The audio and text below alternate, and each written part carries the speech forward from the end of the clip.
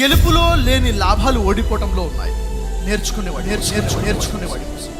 ఓడిపోయిన తర్వాత ఓడిపోయానని నిర్ణయించుకోవడం తప్పు. ఓడిపోని వాడు ఎవడూ లేడు ప్రపంచంలో. ఓడిపోతాడు. ఓడిపోయిన వాడే. ఒక 26 సంవత్సరాల ఒక యువకుడు దశరథ్ మాంఝీ మన భారతదేశంలో బీహార్ రాష్ట్రంలో 1934 సంవత్సరంలో పుట్టాడు. ఎలాంటి ఊర్లో పుట్టాడో తెలుసా? చాలా మారుమూల కుగ్రామం. ఊళ్ళో తాగడానికి నీళ్లు కూడా లేవు. నీళ్లు కావాలి అంటే వేరే ఊరికి వెళ్ళి అక్కడ నుంచి నీళ్లు తెచ్చుకోవాల్సిన పరిస్థితి. ఎవరికైనా హాస్పిటల్కి వెళ్ళాలంటే ఊరు దాటి వెళ్ళాలి. ఊరు దాటాలంటే ఊరికి అడ్డంగా ఒక కొండ ఉండేది. కొండ ఎక్కి దిగి వెళ్ళాలి. కొండ చుట్టూ వెళ్ళాలంటే 70 కిలోమీటర్లు చుట్టుకొని వెళ్ళాలి. ఒకరోజు ఏమైందంటే అతను రోజువారి లాగానే అతను కూలి పని చేసుకుందాం అనేసి ఊరు బయటికి వెళ్ళిపోతాడు. ఒకటి పని చేసుకుంటుంటాడు. మధ్యాహ్నం సమయమైంది. తన భార్య గర్భిణిగా ఉంటుంది. ఆమె ఆహారం తీసుకుని తన భర్తకు అందిద్దామని చెప్పేసి మధ్యాహ్నం భోజనం తీసుకుని వెళ్తుంది. వెళ్తే కొండ దగ్గరికి వెళ్ళి కొండ దగ్గర కాలు జారి పడిపోతుంది. ఆ పరిస్థితిలో ఆమె కడుపులో నొప్పి వచ్చేస్తుంది. ఆ ఊళ్ళో వైద్యం చేసే అవకాశం ఉండదు. వెంటనే భర్త పరిగెత్తుకుని వస్తాడు. విషయం తెలిసి ఆమెను తీసుకుని పట్టణానికి తీసుకెళ్తాను. పరుగు కొండ ఎక్కి దిగే లోపలనే భార్య చనిపోతుంది. ఎంతో ప్రేమించిన భార్య కూడా లేకుండా పోయింది. విషాదంలో వచ్చేసాడు. ఏం చేయాలో అర్థం అవడం లేదు. కూర్చున్నాడు. 1 రోజు 2 రోజులు 3 రోజులు ఒక ఆలోచన తట్టింది. తన చూపు కొండ మీద పడింది. ఈ కొండ అడ్డంగా ఉండడం వల్లే కదా నా భార్య చనిపోయింది. ఈ కొండని చీల్చేస్తాను అని నిర్ణయించుకున్నాడు.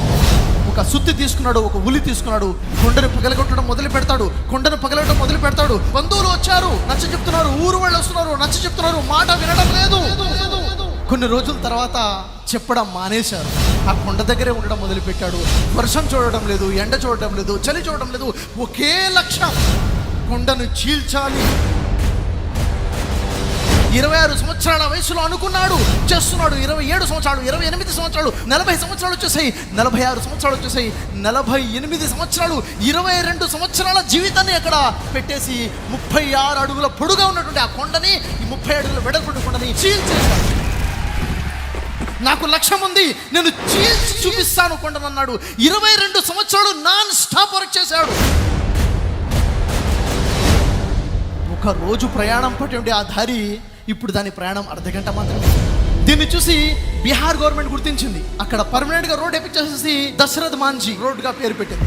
అంతేకాదు ఆ ఊళ్ళో పెద్ద హాస్పిటల్ కట్టించేసింది government. Dashrath Manjhi hospital, Dashrath Manjhi school.